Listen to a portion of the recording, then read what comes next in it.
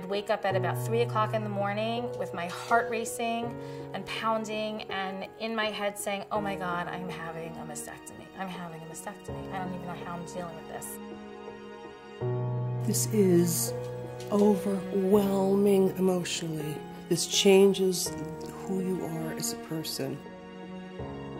It's like a tsunami. I felt like I was swept up in this ocean current and I didn't expect it and I didn't know how to stay afloat and I didn't know how to make all these decisions with information that I didn't have. Things that sort of go through your mind are, now, am I going to make it to my kids' birthday parties? What's going to be with Mother's Day, with all the normal things that all the mothers are there for? The rug has been pulled out from under you, and you have to find a way to shore yourself back up for whatever the journey is that's waiting for you.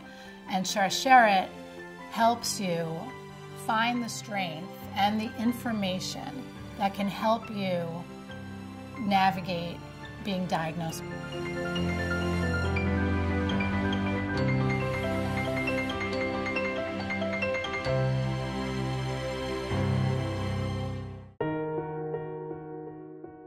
Your whole world is turned upside down because your wife has cancer.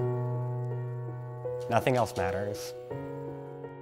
The biggest fear is, how are my kids going to get through the next couple of months when I'm in treatment and I'm not very available, whether it's emotionally or physically for them?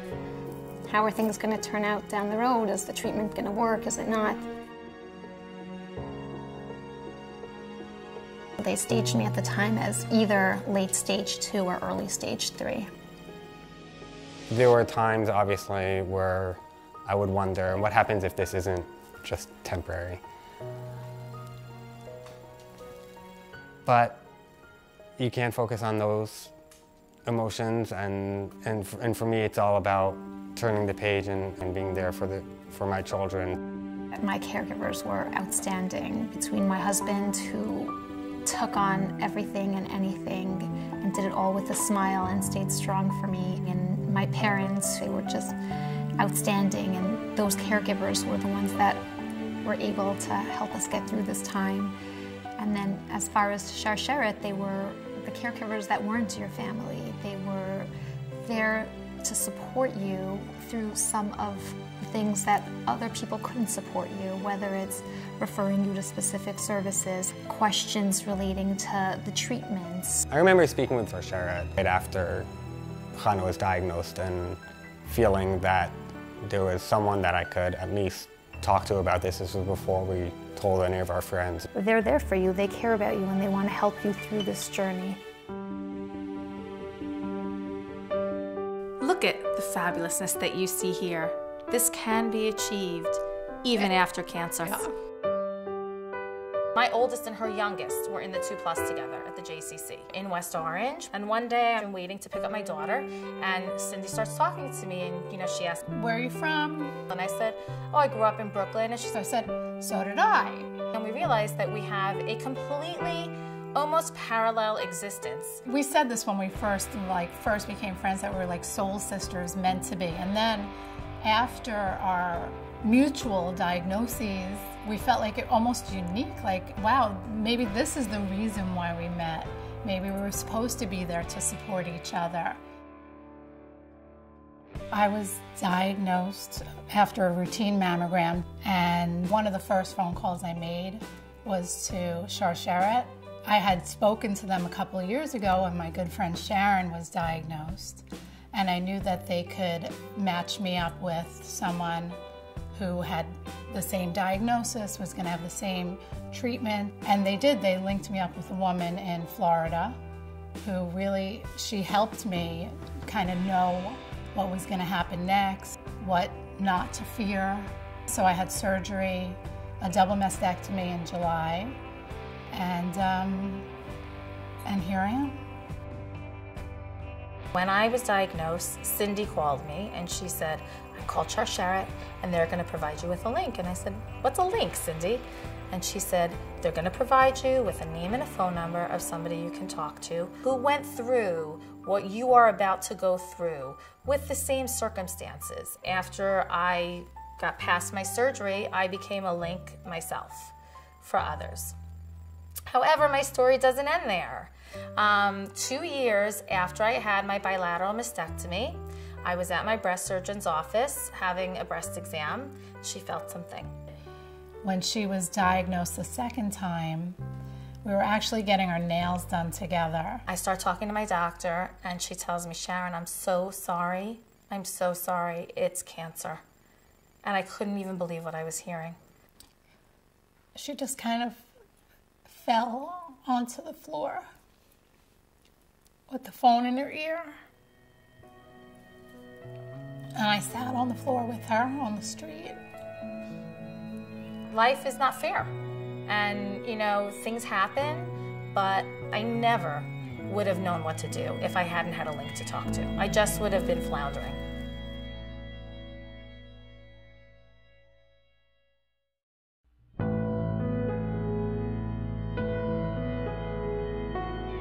I have 3 children and 3 grandchildren, and they are delicious and a lot of fun, and they keep me young. I lived 5 houses from her.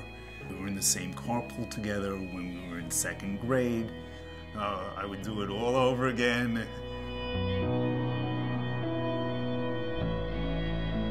My wife has always been the rock of her family. It was hard for her not being the one who was normally in control, and we had to be there for her. Right away, I called my sister Suri, who had been through this, and I told her right away.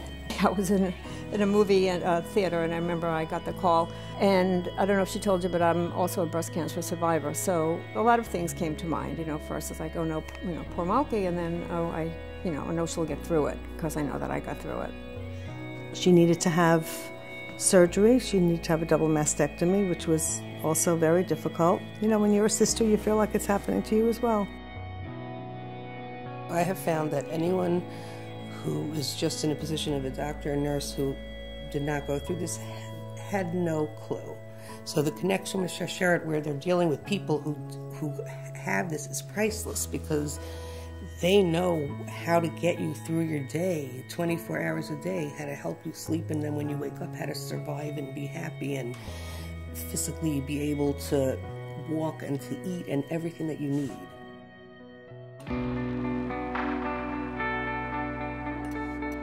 My daughter, Tammy, is an amazing woman. She always did her homework.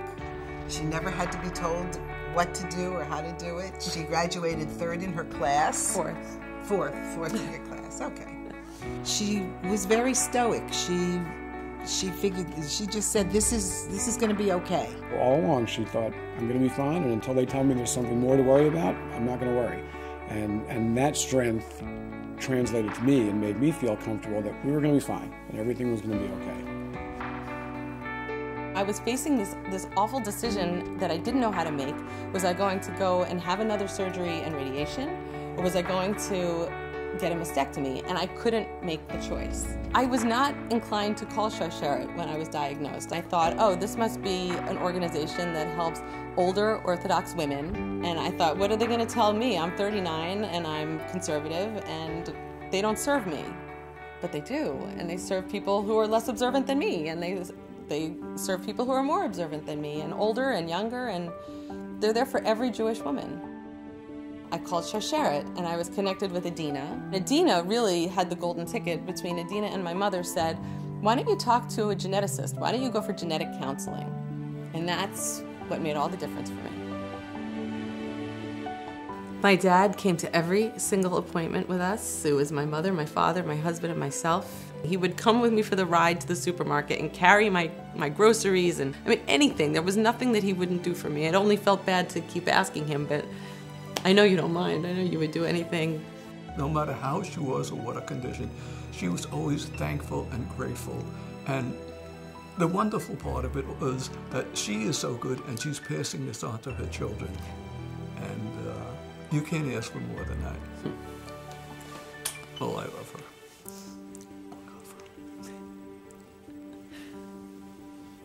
I always knew he was an incredible husband, but I couldn't have asked for a better partner to get me through such a challenging time. and keep the rest of our family intact. You can get through it, and look at us. I mean, we're fabulous. Got to find your silver lining. Everyone has their own personal story, and everybody is so unique. And it just seems like Sharsheret is universally helpful to everybody, regardless of what their situation is, which I think is just so wonderful. Where Sharsheret is groundbreaking. I think they are doing what other organizations do not do, but it's so needed, which is to support people post-treatment. Like, help you find that new normal, help you figure out how do you adjust back to your everyday life having gone through this totally life-changing experience. They've gotten grants to conduct webinars and seminars and conferences and meetings and provide support for this phase of the experience, which nobody else seems to focus on, but I think it's critical. Without an organization like Sharsheret, it can be incredibly daunting. You come to appreciate your family, your friends, the community.